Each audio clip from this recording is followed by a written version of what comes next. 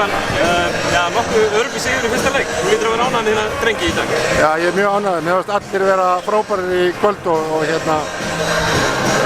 varnarleikurinn okkar til fyrirmyndar. Þannig að ég hef svona að vinna þetta þar og við erum að sjá Emil og Hauk að taka Hörð mjög vel í þessu leik og Haukur frábær sóknarlega í fyrri hálfleik og mér fannst hann frábær varnarlega í seinni hálfleik. Hann var alltaf í hjálpinni og þannig að mér finnst bara allt liðið verið að spila vel í kvöld. En við hefum satt mikið inni, við hyggstuðum mikið á móti svæðinu, þurfum aðeins að fara yfir það en heilt yfir þá fengum við alltaf stopp þó að við varum ekki að skora og það vinnur leikinn.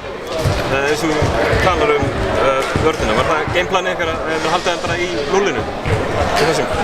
Já, náttúrulega þetta er alltaf gameplanið að halda liðum í sem fæstu stigum, það lítur að vera þannig og ég held að Keflavík sé gameplan líka en mér fannst þetta virka vel það sem við vorum að gera og við þurfum bara að gera það betur í næsta leik. Fáðu Kára inn eftir hann var meiddur og fingri. Hvernig fannst hann koma inn í leikinn?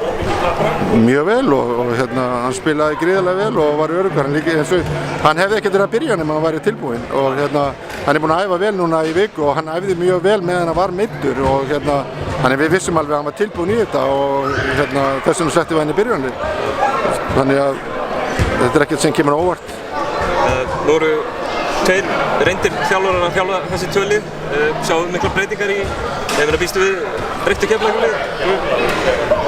Ég held að menn fari ekkert að fara að koma með einhver ný sóknarkerfi eitthvað svoleiðis. Maður er búinn að vera allan helvítis veturinn að reyna að koma liðunum í það að spila góða sókn og gera þetta rétt og ef þú ætlar að fara að skella í nýju núna í sókn, auðvitað kannski kemur með einhver move inn í sóknina eitthvað svoleiðis sem þú þarft að breyta og einhver kött eða hvað sem er fyrir þær varnir sem andstæðingurinn að spila og en það kom engin, ég hef ekki trúið að því að kom eitthvað gríðarlega mikið af nýjum hlutum en auðvitað koma kannski einhver áherslur breytingar.